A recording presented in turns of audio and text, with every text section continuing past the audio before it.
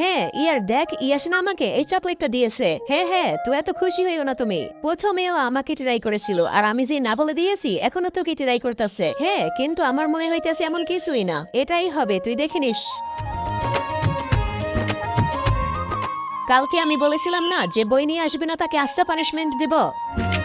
হ্যাঁ এখন কে কে বই নিয়ে আসো নয়, চুপচাপ দাঁড়িয়ে যাও শেষে। ইয়ার কাজল, আজকে তো আমি বই নিয়ে আসি নাই, এখন কি করব? হ্যাঁ আমার কাছে তো একটাই বই, আর এটা যদি আমি তোকে দিয়ে দেই তাহলে ম্যাম আমাকে পানিশমেন্ট দিবে।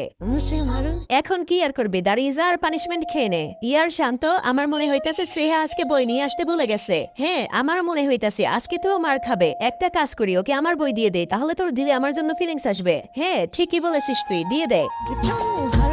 হ্যাঁ যে যে নিয়ে আসো নাই, জলদি দাঁড়িয়ে যাও। ফার্স্ট পার আগে তোমার জীবনে যদি এই জায়গাটা একবার হলেও যাওয়ার ইচ্ছা থাকে তাহলে ভিডিওতে একটি লাইক দিয়ে চ্যানেলটিকে সাবস্ক্রাইব করে দাও, আর কমেন্ট বক্সে আমিন লিখে যাও। ইয়াশ তুমি তো প্রতিদিন বই নিয়ে আসো, আজকে তুমি বই নিয়ে আসো নাই কেন, কি সমস্যা হয়েছে?